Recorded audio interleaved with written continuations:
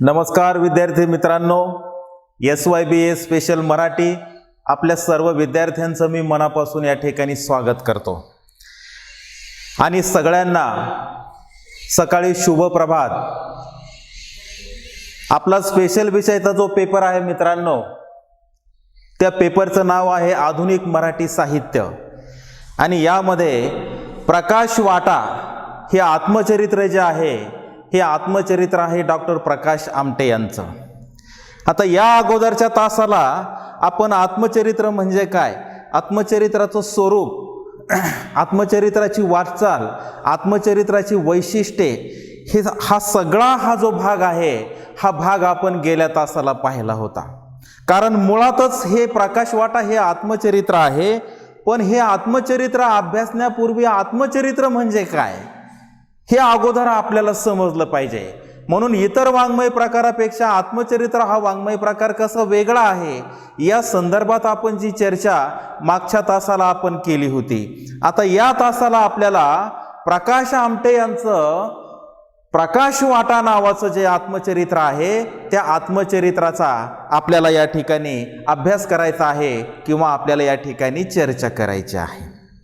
विद्यार्थी मित्रांनो, या आत्मचरित्राचा परिचय करून घेण्यापूर्वी आपल्याला शीर्षकातून जायचं आहे। कारण कोणत्याही पुस्तकाला लेखक, कवी, नाटककार, कादंबरीकार जे शीर्षक देतो पहा, तर त्या शीर्षकामधून बरंचसं काही त्या लेखकाला सुचवायचं असतं, सांगायचं असतं, मांडायचं असतं। तुम्हाला सूचकतेने काहीतरी त्यांना ते तुम्हाला सांगायचं असतं पहा। आता या आत्मचरित्राला जे शीर्षक दिलेलं आहे या शीर्षकाचं नाव आहे प्रकाश वाटा। आता प्रकाश कशाचा असतो? प्रकाश हा सूर्याचा असतो, प्रकाश हा घरामध्ये असणाऱ्या लाईटचा असतो। पण आपल्याला या ठिकाणी जो प्रकाश हा शब्द घ्यायचा आहे मित्रांनो, तर तो शब्द आपल्याला ज्ञानाच्या दृष्टिकोनातून घ्यायचा आहे की जे ज्ञान एका विशिष्ट वर्गाला मिळालंच नाही, त्यांच्यापर्यंत ते पोहोचलेलेच नाही। असा कोणता वर्ग आहे की जो वर्ग आदिवासी म्हणून गणला गेलेला आहे? या आदिवासीकडं कुणीच पाहिलेलं नाहीये। अशा या आदिवासी समाजासंदर्भात किंवा या आदिवासी समाजाला प्रकाश देण्यासाठी किंवा त्यांना प्रकाशात आणण्यासाठी, त्यांना ज्ञान देण्यासाठी, त्यांना माणूस म्हणून जगण्यासाठी ज्याने त्यांच्या आयुष्यामध्ये प्रकाश आणलेला आहे तो लेखक म्हणजे प्रकाश आमटे। आणि त्याने दिलेला जो प्रकाश आहे आदिवासींच्या जीवनामध्ये, म्हणून या आत्मचरित्राला जे नाव दिलं गेलेलं आहे प्रकाश वाटा। आता प्रकाश आणि वाटा हे दोन शब्द आहे। ज्ञानाचा प्रकाश पण कुणाला? की ज्या वाटा ह्या आयुष्यभर बंद होत्या, या वाटांना कधी ज्ञानाचा प्रकाश मिळाला नाही, या वाटांकडे समाजाने कधी पाहिलंच नाही। हा समाज दुर्लक्षित राहिला, डोंगर दऱ्या खोऱ्यामध्ये जगत राहिला, ऊन वारा पाऊस त्यांचं जगणं भोगणं याकडे कुणाचंच लक्ष गेलं नाही। आणि त्याकडे लक्ष जाणीवपूर्वक ज्याने वेधलं ते म्हणजे डॉक्टर प्रकाश आमटे। म्हणून या आत्मचरित्राला जे शीर्षक दिलं गेलेलं आहे हे अतिशय समर्पक आहे, अतिशय सूचक आहे। कारण या प्रकाश वाटामधून जो बोध होतो, जी सूचकता मिळते, ती सूचकता म्हणजेच दुर्लक्षित आदिवासी समाजाला की ज्याची वर्षानुवर्षे पिळवणूक चाललेली आहे त्याची पिळवणूक थांबावी, त्याला माणूस म्हणून जगता यावं। आम्हाला जसं आमच्या आयुष्यात जसं आपण जीवन जगतो असं जीवन त्यांच्याही वाट्याला यावं, म्हणून प्रकाश आमटे याने या पुस्तकाला जे शीर्षक दिलेलं आहे प्रकाश वाटा, आणि या प्रकाश वाटाच्या माध्यमातून समाजाचं एक लक्ष वेधण्यासाठी त्याने हे आत्मचरित्र प्रकाशित केलेलं आहे पहा। तर या पुस्तकाचा परिचय करून घेताना आपल्याला टप्प्याटप्प्याने जायचं आहे पहा। आता मुळातच हे शीर्षक काय आहे, कसं दिलेलं आहे या संदर्भात आपण चर्चा केली। आता हे पुस्तक जे आहे पहा 155 पृष्ठसंख्या या पुस्तकाची आहे पहा। 155 म्हणजे फार नाही पहा।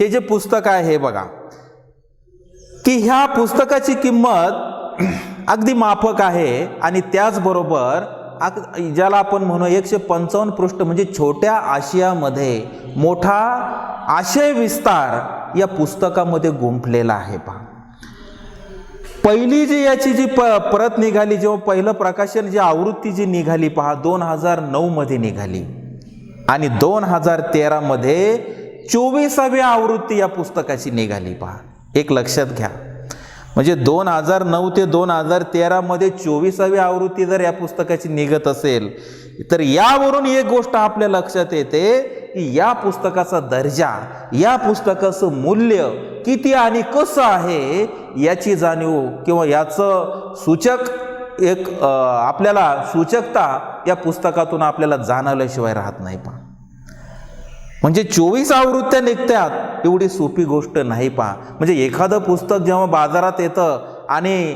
त्याच्या एवढ्या प्रती निघल्या जातात की यावरून आपल्या एक गोष्ट लक्षात येते की या पुस्तकातून दिला जाणारा जो संदेश आहे, दिली जाणारी जी माहिती आहे, एकंदर मिळणारी जी प्रेरणा आहे ही खरोखरच उल्लेखनीय आहे हे आपल्या लक्षात आल्या वाचून राहत नाही. शिवाय या पुस्तकामध्ये, या आत्मचरित्रामध्ये एकंदर 3 पिढ्यांचा प्रवास आलेला आहे. पहा, आपण नंतर वंशावळ पाहणारच आहोत. 3 पिढ्यांचा म्हणजे जवळजवळ 4 दशकापासून म्हणजे 40 वर्षापासून हेमलकशामध्ये जो लोकबिरादारी प्रकल्प आहे की 1973 मध्ये ज्या लोकबिरादार प्रकल्पाची जी स्थापना बाबा आमटेंनी केलेली आहे, 4 दशकापासून 3 पिढ्यांचं हे काम चाललेलं आहे. अतिशय म्हणजे या कामाला थांबा नाही. पहा, अविरत चाललेलं हे काम आहे आणि तो हा 3 पिढ्यांचा प्रवास या आत्मचरित्रामध्ये प्रकाश वाटामध्ये आलेला आहे. म्हणजे समाजसेवेचं जे व्रत घेतलेलं आहे हे समाजसेवेचं व्रत गेली 40 वर्षापासून आमटे कुटुंबियांनी हे व्रत स्वीकारलेलं आहे. पहा, आता या आत्मचरित्र लिहिण्यामागे प्रकाश आमटे यांचा हेतू काय होता? प्रकाश आमटे यांचे 3 हेतू होते. पहा, कोणते 3 हेतू होते? पहिला हेतू की जो दुर्गम भागामध्ये, हेमलकशा यासारख्या दुर्गम परिसरामध्ये जो राहणारा जो आदिवासी आहे, या आदिवासीची पिळवणूक थांबावी, त्याला माणूस म्हणून जगता यावं, जे तुम्ही आम्ही जगतो म्हणून हे आत्मचरित्र त्याने लिहिलेलं आहे. म्हणजे माणूस म्हणून जगण्याचा अधिकार त्याला मिळवून देण्यासाठी प्रकाशनी केलेली ही धडपड आहे. हा पहिला हेतू. नंबर 2, गेली 4 दशकापासून हे काम चाललेलं आहे. हे काम तळागाळातल्या माणसांना, सर्वसामान्यांना माहिती व्हावं, त्यांना कळावं, त्यांना समजावं, हा दुसरा हेतू. नंबर 3, तिसरा हेतू जो आहे की हे काम जे चाललेलं आहे अविरत 4 दशकापासून, मित्रांनो, सगळ्या गोष्टीचं आपल्याला सोंग आणता येतं, पैशाचं सोंग आणता येत नाहीये.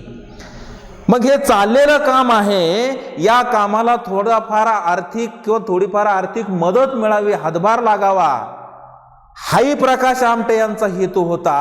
आणि तो हेतू साध्य करण्यासाठी त्याने हे आत्मचरित्राचं लेखन केलेलं आहे. नंबर 4, चौथा हेतू जो आहे की हे जे काम सुरू केलेलं आहे, या कामासाठी आम्हाला आर्थिक मदत मिळाली तर खूपच उत्तम, पण त्याचबरोबर डॉक्टर, वकील, शिक्षक यांनी जर आम्हाला स्वतःहून या ठिकाणी आले, मदत केली, या कार्यात सहभाग घेतला तर तो आम्हाला पोषकच राहील, हाही एक मोठा उद्देश प्रकाशचा होता. पहा, म्हणून मित्रांनो, एक गोष्ट लक्षात घ्या, अनेक लोक स्वतःला प्रसिद्धी मिळण्यासाठी काय काय करतात. मला प्रसिद्धी मिळाली पाहिजे, मला मान सन्मान मिळाला पाहिजे, मला पुरस्कार मिळाला पाहिजे, मला हे मिळालं पाहिजे, मला ते मिळालं पाहिजे. म्हणजे आज प्रसिद्धी मिळण्यासाठी लोक किती हापापलेली आहेत. पण प्रकाश आमटे हा प्रसिद्धीसाठी हापापलेला नाही. आज विचार करा मित्रांनो, खरं तर हे सगळं कुटुंब डॉक्टर आहे, खूप आयशा आरामात ही जीवन जगले असते, माड्या बंगल्यामध्ये राहिले असते, उंची वस्त्र परिधान करून आनंद लुटला असता, पण संपूर्ण आयुष्य त्यांनी आदिवासींच्या सेवेसाठी वाहून घेतलेलं आहे. कुठलीही प्रसिद्धी मिळवण्यासाठी त्यांनी हा उद्योग केलेला नाही. फक्त आणि फक्त एकच ध्येय, आणि ते ध्येय म्हणजे दुर्लक्षित राहिलेला आणि समाजापासून तुटलेला हा जो आदिवासी समाज आहे, या आदिवासी समाजाला मुख्य प्रवाहात आणायचं, त्यांची पिळवणूक थांबवायची, माणूस म्हणून जगण्याचा त्यांचा अधिकार मिळवून द्यायचा. या पोटतिडकीने प्रकाश आमटे यांनी हे आत्मचरित्राचं लेखन केलेलं आहे. मित्रांनो, हे पुस्तकासंदर्भात या ठिकाणी आपण थोडीशी चर्चा केली. आता आपल्याला मुळातच हे आत्मचरित्र समजून घेण्यापूर्वी, डॉक्टर प्रकाश आमटे समजून घेण्यापूर्वी अगोदर बाबा आमटे आपल्याला समजून घ्यावं लागेल. पहा, कारण बाबा आमटे ही मूळ प्रेरणा आहे. कोणाची? डॉक्टर प्रकाश आमटे, डॉक्टर विकास आमटे यांची मूळ प्रेरणा आहे. म्हणून प्रकाश आमटे समजून घेण्यापूर्वी आपल्याला बाबा आमटे समजून घ्यावं लागेल. बाबा आमटे कोण होते, काय होते, कसे होते, कोणतं कार्य केलं, कुठं जन्म झाला, हा जो प्रवास आहे, हा प्रवास अगोदर आपल्याला समजून घ्यायचा आहे. आणि तो समजून घेण्यापूर्वी एकंदर ही जी वंशावळ आहे, एकंदर आमटे कुटुंब परिवाराची ही वंशावळ अगोदर समजून घेऊया आपण. मित्रांनो पहा, बाबा आमटे आणि साधनाताई आमटे हे पती पत्नी, हे मूळ पुरुष.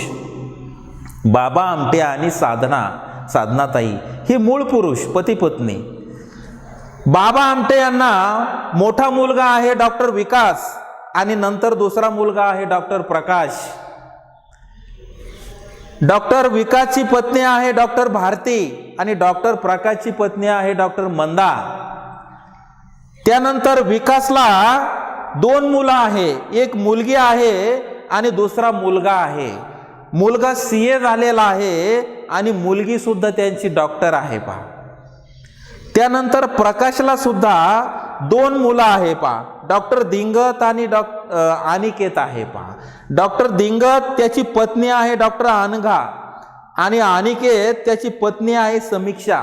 आता अनिकेत हा इंजिनियर आहे. पहा, अनिकेत हा इंजिनियर आहे, आणि आरती ही मानलेली मुलगी आहे. पहा प्रकाशने, की ज्या वेळेस आता ह्या मुलीची खूप मोठी शोकांतिका आहे. पहा, की ही जी आरती नावाची जी मुलगी आहे, की तिला जन्म दिल्याबरोबर तिची आई वारली, तिचे बाप अगोदरच सोडून गेले होते.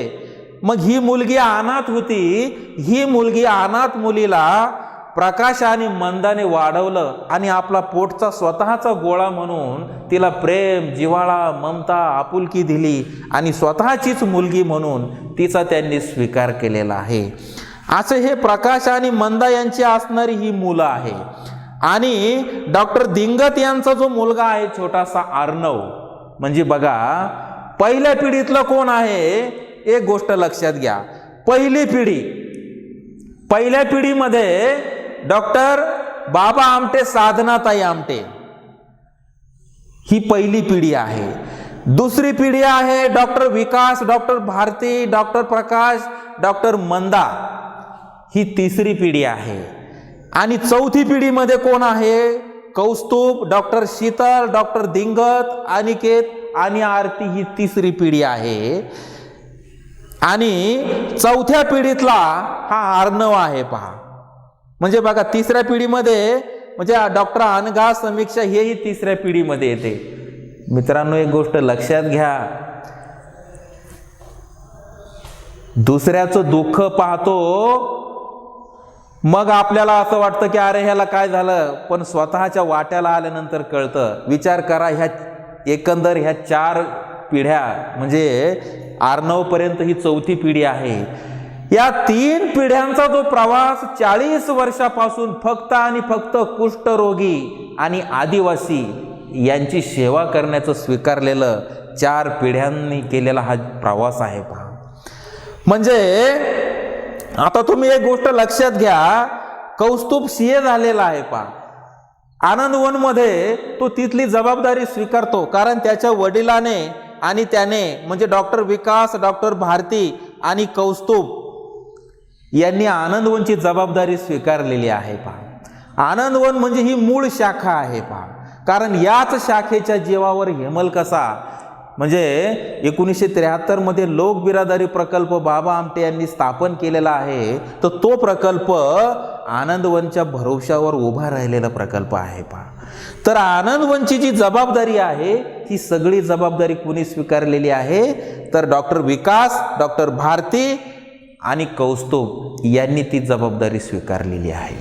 आणि आनंदवनची जी दुसरी शाखा आहे ती म्हणजे हेमलकसा. आणि या हेमलकसेची जबाबदारी जी आहे ती जबाबदारी डॉक्टर मंदा, डॉक्टर प्रकाश, डॉक्टर दिंगत, अनिकेत, आरती, समीक्षा, डॉक्टर अनघा यांनी हेमलकसेची जबाबदारी स्वीकारलेली आहे पहा. म्हणजे 2 मुलं 2 टोकाला आहेत पहा. म्हणजे पहिला जो टप्पा आहे हा आनंदवनचा आहे की जिथे कुष्ठरोग्यांची सेवा बाबा आमट्यांनी केली आणि तोच वसा डॉक्टर विकासने सांभाळलेला आहे. आणि हेमलकशामध्ये जो आदिवासी आहे, दुर्गम भागामध्ये राहिलेला, डोंगराळ भागामध्ये राहिलेला, त्या आदिवासींची सेवा करण्याचं त्याचं जे व्रत आहे स्वीकारलेलं समाजसेवेचं ते डॉक्टर प्रकाश आणि मंदा यांनी स्वीकारलेलं आहे पहा. म्हणजे एकंदर या वंशावळीमध्ये एक गोष्ट आपल्या लक्षात येते की शुद्ध बीजापोटी फळे रसाळ गोमटी. म्हणजे मूळ ज्याचं बीजच शुद्ध आहे त्या बीजातून येणारं फुलणारं जे व्यक्तिमत्व आहे हे सुद्धा शुद्धच आहे. म्हणून शुद्ध बीजापोटी फळं सुद्धा त्याला रसाळ गोमटीच लागलेली असतात पहा. बोले तैसा चाले त्याची वंदावी पाऊले याचा साक्षात्कार आपल्याला इथे होतो पहा. म्हणजे अगोदर आपल्याला ही वंशावळ चांगली समजून घ्यावी लागते पहा. तरच तुम्हाला प्रकाश वाटा हे आत्मचरित्र समजेल. कारण या आत्मचरित्रामध्ये 3 पिढ्यांचा झालेला हा प्रवास आहे पहा. मित्रांनो, तुम्हाला म्हणजे कानाचा आणि डोळ्याचा 4 बोटाचा अंतर आहे. ज्या वेळेस 14 मे ते 21 मे दरवर्षी आनंदवन, सोमनाथ या ठिकाणी श्रमसंस्कार शिबिर असतं पहा, कॅम्प असतो. त्या कॅम्पला मी 2 कॅम्प केलेले आहे. तिथे गेल्यानंतर प्रत्यक्षात साक्षात्कार होतो मित्रांनो. तिथे पाहिल्यानंतर लक्षात येतं की अरे आपण तर काहीच नाही, ही माणसं कशी जगतात, कशी सेवा करतात, किती वाहून घेतलेलं आहे, आपण काहीच नाही त्यांच्या पुढे, हे प्रत्यक्षात पाहिल्यानंतर लक्षात येतं. विचार करा मित्रांनो, बाबा आमटेंनी आयुष्यभर कुष्ठरोग्यांची सेवा केली. त्यानंतर त्यांचा वसा डॉक्टर विकासने आणि प्रकाशने सांभाळला. दुसऱ्या पिढीने सुद्धा जोमाने काम केलेलं आहे. आणि तिसरी पिढी सुद्धा त्यांची मुलं जी आहे त्यांच्या मुलांनी हा तिसऱ्या पिढीने हा भार सांभाळलेला आहे. आणि सगळ्यात महत्त्वाचं 4थ्या पिढीतला हा जो अर्णव आहे ना, हा अर्णव म्हणजे डॉक्टर प्रकाश आमटे यांचा नातू. हा छोटासा मुलगा की जिथे प्राणी संग्रहालय उभारलेला आहे त्या प्राण्यांच्या सहवासात हे लहान पोरग जगतंय आणि येणाऱ्या पर्यटकांना प्राण्यांची ओळख करून देतंय. तुम्हा आम्हाला बिबट्या दिसला, तुम्हा आम्हाला काही दिसलं तर आपण खूप घाबरतो, घरामध्ये दडून बसतो, लपून बसतो. अरे या आमटे परिवाराने माणसाला तर माणूस पण म्हणून शिकवण तर दिलीच, माणसाला माणूस पण म्हणून जवळ तर केलंच, पण जी मुके प्राणी आहे, जलचर प्राणी आहे, जंगली प्राणी आहे, अशा प्राण्यांना सुद्धा जिव्हाळा, प्रेम, ममता, आपुलकी हे त्यांनी दिलेलं आहे. प्रकाशचं सांगणं एकच आहे की आपण प्राण्यांना पाहिल्यानंतर मारतो किंवा त्यांना त्रास देतो. प्राणी कोणतेच वाईट नसतात किंवा कोणतेच प्राणी आपल्यावर हल्ला करत नाही. आपण जर त्यांची खोड काढली तरच ते आपल्यावर हल्ला करतात. म्हणून तुमच्या आमच्यावर का हल्ला करतात? प्रकाशवर का हल्ला करत नाही? या आमटे कुटुंबावर हे जंगली प्राणी का हल्ला करत नाही? तुमच्या आमच्यावरच का करतात? याचं मूळ कारण असं आहे मित्रांनो की यांनी दिलेलं जे प्रेम आहे मुक्या प्राण्यांना, त्यामुळं ही प्राणी जी आहे ही त्यांच्यावर कधीच हल्ला करत नाही. तर हा सगळा जो विस्तार आहे हा त्या ठिकाणी हेमलकसा, आनंदवन, सोमनाथ या ठिकाणी आपल्याला पाहायला मिळतो पहा. तर प्रकाश वाटामध्ये असणारी ही जी वंशावळ आहे ही वंशावळ अगोदर समजून घ्यावी लागते. म्हणजे या 3 पिढ्यांचा प्रवास आपण या ठिकाणी पाहिला. आता या 3 पिढ्यांबरोबर अजून काही मंडळी आलेली आहे पहा. आता कोण आहे त्यामध्ये, म्हणजे जे सहकारी आहे, म्हणजे डॉक्टर प्रकाश बरोबर हेमलकशाला गेलेले सहकारी आहे. कोण कोण सहकारी आहे? उदाहरणार्थ पहा, श्री विलास मनोहर आहे, दादा पांचाळ आहे, गोपाळ फडणीस आहे, मनोहर यंपलवार आहे, बाबा पांचाळ आहे, रेणुका आहे, आरती आहे. म्हणजे हे 7-8 लोक प्रकाश बरोबर हेमलकशामध्ये गेलेली आहे पहा. आता मला सांगा, ही जी 7 ते 8 माणसं, हे जे सहकारी जे तिथं आदिवासींची सेवा करण्यासाठी गेलेले आहे, हे उच्चभू घराण्यातील आहे पहा. काही नोकरीला आहे, त्यांनी नोकरीचा त्याग केला. खरं तर त्यांनाही बंगल्यामध्ये बसले असते, गाड्या घोड्यावर फिरले असते, आराम केले असते, पण अजिबात नाही. त्यांनी सुद्धा व्रत स्वीकारलं, एकच ध्येय की आम्हाला तुमच्या बरोबर यायचं आणि त्या ठिकाणी आम्हाला आदिवासींची सेवा करायची. म्हणजे बघा, माणसं जर एकदा एखाद्या ध्येयाने मित्रांनो जर पछाडली, तुम्ही त्यांना कितीही परिवर्तन करण्याचा प्रयत्न करा, तर ते ज्या ध्येयाने ते पछाडलेली आहे, ते ध्येय गाठण्यासाठी जीवाचं रान करताना दिसतात. जे रान आमटे परिवाराने केलेलं आहे, त्यांच्या तोडीस तोड काम जे कोणी केलं असेल, तर ते बाबा पांचाळ, विलास मनोहर, रेणुका, आरती, ही जी सहकारी जी त्यांच्या बरोबर गेलेली आहे, म्हणजे त्या ठिकाणी जर मित्रांनो जीवन जर पाहिलं, तुम्ही नुसती कल्पना जर आपण केली तर अंगावर शहारे येतात पहा. मग हे सहकारी चांगल्या घराण्यातले होते, नोकरी होती, चांगलं जीवन जगत होते, ते त्यांनी सोडून दिलं आणि त्या ठिकाणी सेवा करण्यासाठी ही सगळी टीम त्या ठिकाणी तिथे गेलेली आहे पहा. तर असा एकंदर हा जो प्रवास आहे प्रकाश वाटामध्ये चाललेला, हा आपण टप्प्याटप्प्याने आपण पाहणारच आहोत. पण आता आपल्याला प्रकाश वाटा यामध्ये ही वंशावळ पाहिली. आता आपल्याला जो मेन पुरुष आहे बाबा आमटे, हा मूळ पुरुष समजून घ्यायचा पहा. आता बाबा आमटे हे ब्राह्मण घराण्यातले होते पहा. आता तुम्हाला माहिती आहे मित्रांनो, ब्राह्मण कुटुंब म्हणजे खूप, म्हणजे ज्याला आपण सोहळे ओळे रूढी प्रथा परंपरा ह्या जपल्या जातात पहा. या ब्राह्मण कुटुंबामध्ये उच्चभ्रू असणारं हे कुटुंब आहे. खरं तर मला बाबा आमटेंचं हे चरित्र पाहिल्यानंतर किंवा बाबा आमटेंचं हे कार्य डोळ्यापुढे आल्यानंतर किंवा पाहिल्यानंतर मला कर्मवीर भाऊराव पाटील यांची आठवण झाल्याशिवाय राहत नाही पहा. मित्रांनो, हा प्रवास हा कसा आहे पहा. आता बाबा आमटे हे ब्राह्मण, सनातन ब्राह्मण कुटुंबातले होते पहा. आणि तुम्हाला माहिती आहे ब्राह्मण कुटुंब कसं असतं पहा. सोहळे ओळे वगैरे खूप त्या कुटुंबामध्ये किंवा त्या समाजामध्ये असतं पहा. तसं कर्मवीर भाऊराव पाटील हे जैन समाजातले होते पहा. जैन समाजामध्ये सुद्धा पहा किती सोहळे ओळे जपले जातात, किती रूढी परंपरा प्रथा परंपरा जपल्या जातात. पण भाऊराव रमले का त्या ठिकाणी? रमले नाही. त्यांनी पाहिलं की अरे फक्त मुठभर वर्गालाच फक्त शिक्षण मिळत आहे आणि माझा अस्पृश्यता पोरगा बाहेर बसलेला आहे आणि तिकडे मुठभर लोकांना शिकवणारा जो शिक्षक आहे तो त्यांना ज्ञानदानाचं कार्य करत आहे आणि बाहेर कोपऱ्यात कुठंतरी फरशीवर बसलेला माझा अस्पृश्य पोरगा ते ग्रहण करत आहे, तो ऐकत आहे. त्याला तिथं बसण्याचा अधिकार नाही, तो अस्पृश्य आहे. अरे का? तो बी माणूस आहे, त्यालाही जगण्याचा अधिकार आहे.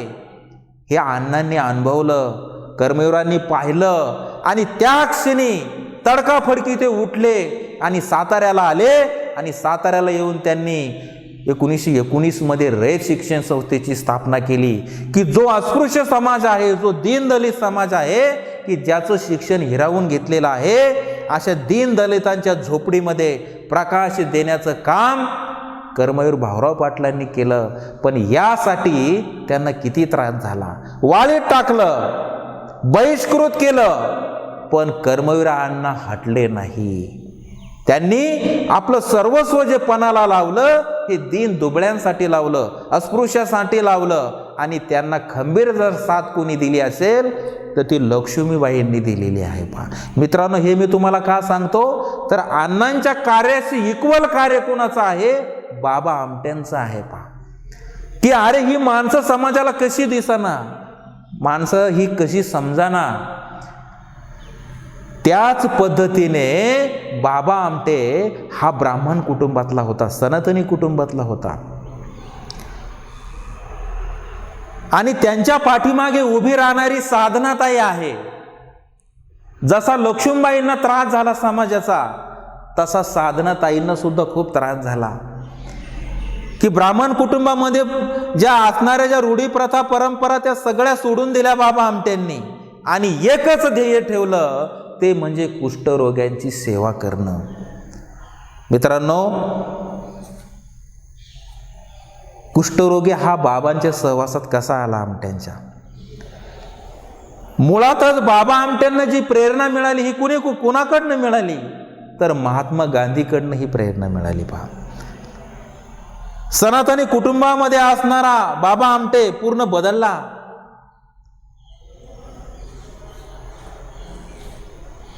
कारण बदलणं ही त्यांना काळाची गरज होती. पहा,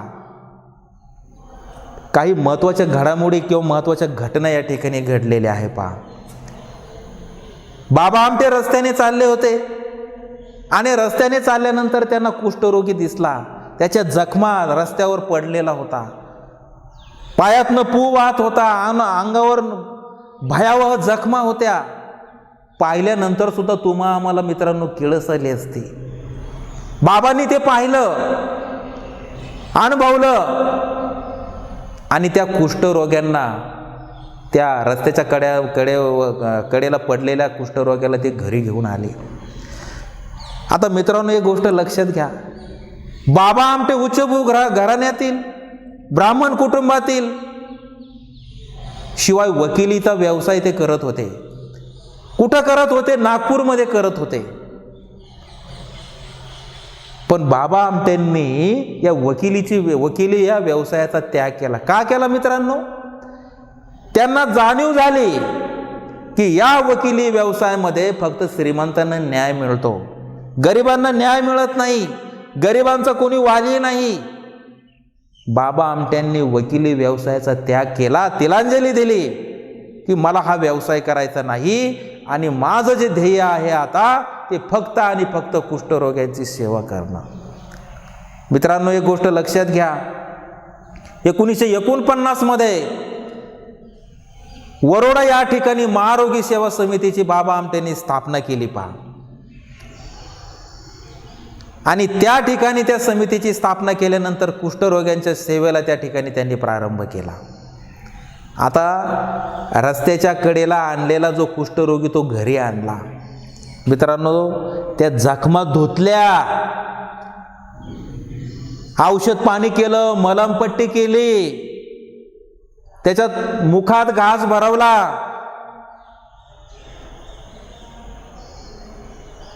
हे सगळं केल्यानंतर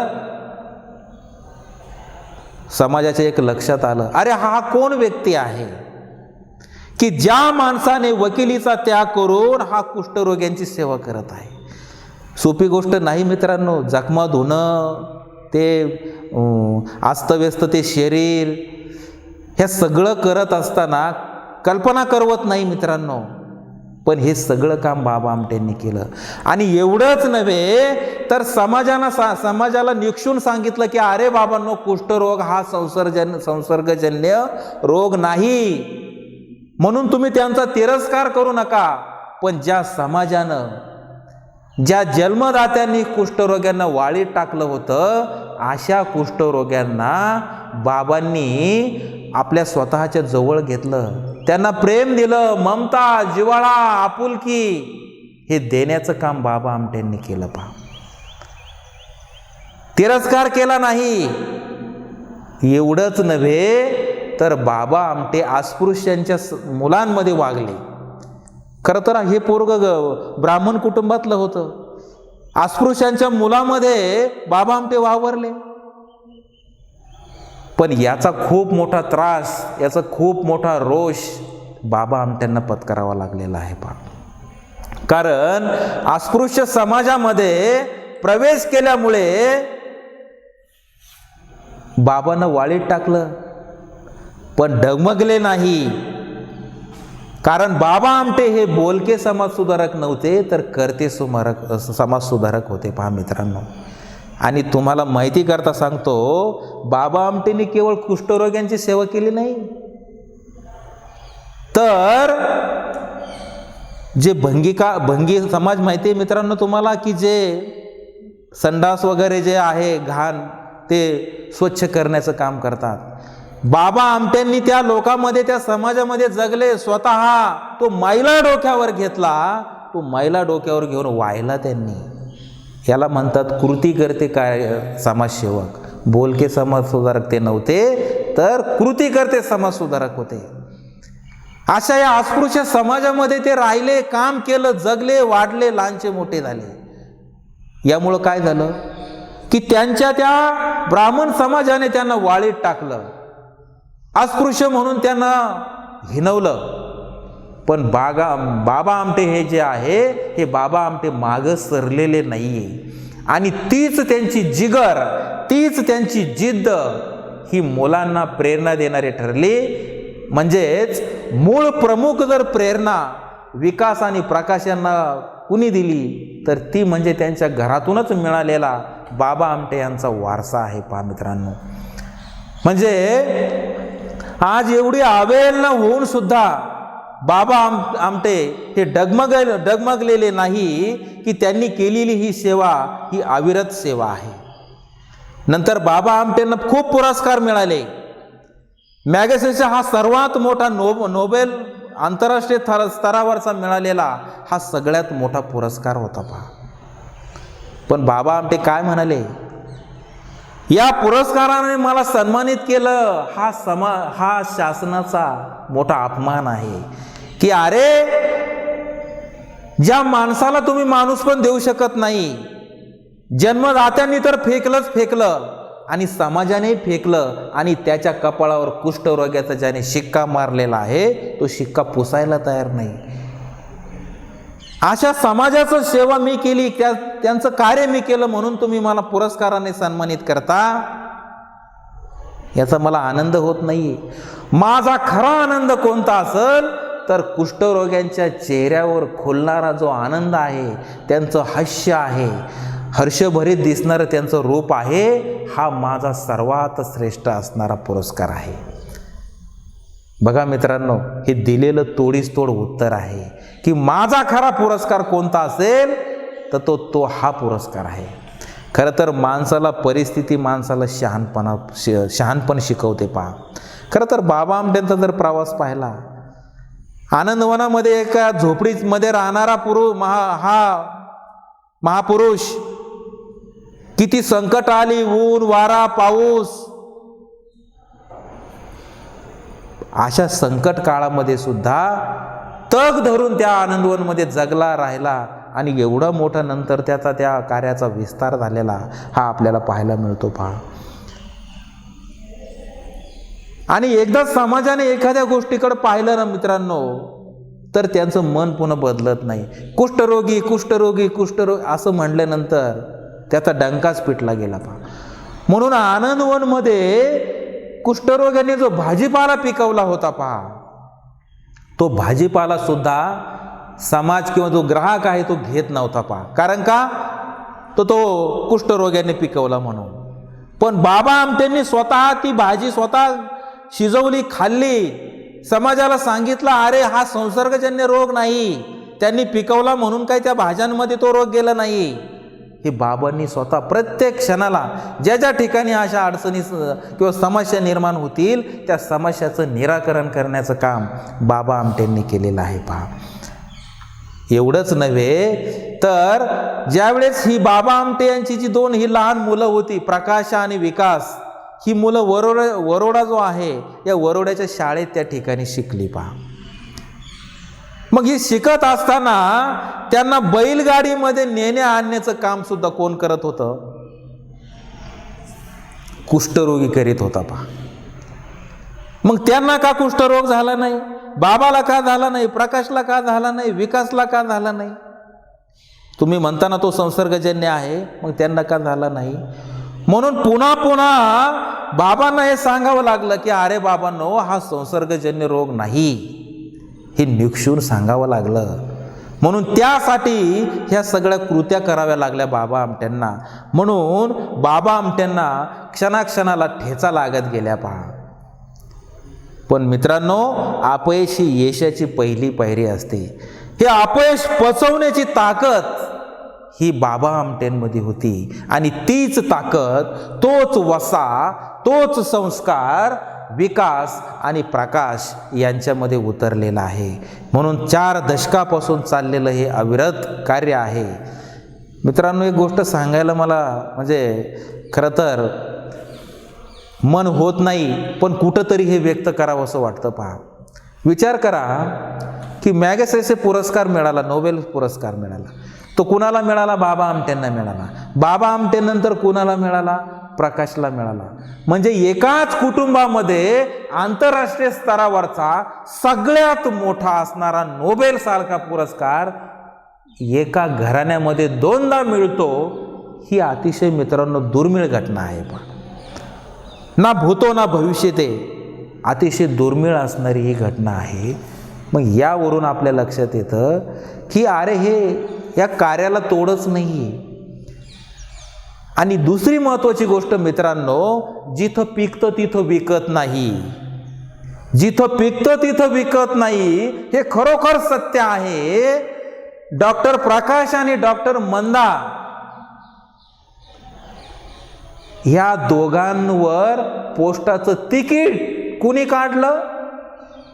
तर मोनॅको ही जी आंतरराष्ट्रीय युरोपियन जी देश आहे, या देशाने या दोघांवर पोस्ट तिकीट काढलेलं आहे. पोस्टाचं तिकीट की आज आपण पाहतो ना की गांधीजींचं तिकीट आहे, इंदिरा गांधीजींचं तिकीट आहे, आपण आपल्या भारतामध्ये पाहतो पाहायचे तिकीट.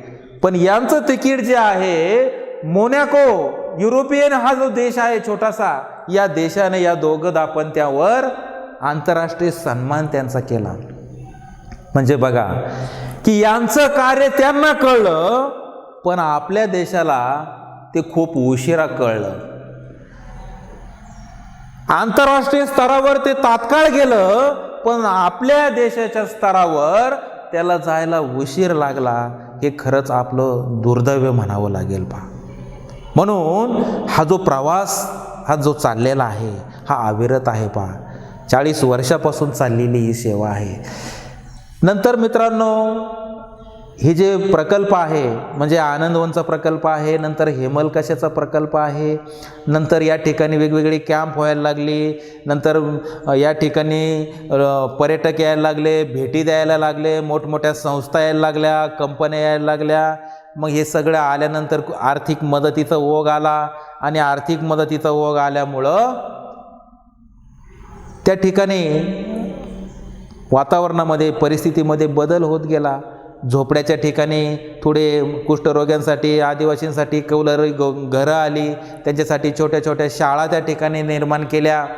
त्याचबरोबर तिथं जो स्टाफ होता काम करणार त्यांच्यासाठी त्या राहण्यासाठी काही घरं त्या ठिकाणी उभी केली गेली. म्हणजे हा जो प्रवास असा शून्यातून चाललेला प्रवास होता पहा. म्हणजे हा प्रवास करत असताना ज्या ज्या गोष्टी म्हणजे एकंदर कुष्ठरोग्यांसाठी आणि आदिवासींसाठी जे जे करणं अटळ आहे ते ते करण्यामध्ये आमटे परिवार हा मागं सरलेला नाही पहा. बाबा आमटे तर अंधश्रद्धे विरोधी होते पहा. अंधश्रद्धेला त्यांनी कडाडून विरोध केला होता.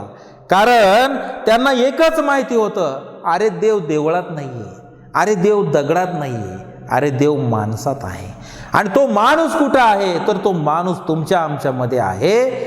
जो माणूस कुष्ठरोगी तो समाजाने फेकून दिला, जन्मदात्याने फेकून दिला, अरे त्याच्यामध्ये देव आहे. आणि त्याच्यामध्ये देव शोधण्यासाठी बाबा आमटेंनी स्वतःचं आयुष्य पणाला लावलेलं आहे. स्वतःचं आयुष्य तर लावलं, पण त्यानंतर हा जो कार्यभार आहे हा कार्यभार सगळा त्यांनी आपल्या मुलावर सोपवलेला आहे मित्रांनो.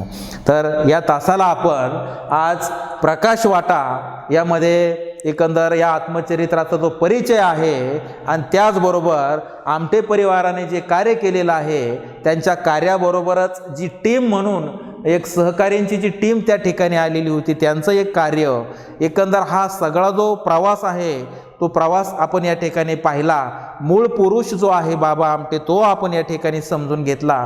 पुढच्या तासाला आपण या आत्मचरित्रामध्ये जे जे अनुभव प्रकाश आमटे यांनी सांगितलेले आहे ते अनुभव आपण उद्याच्या तासाला आपण पाहणार आहोत. तर आज आपण या ठिकाणी थांबूया.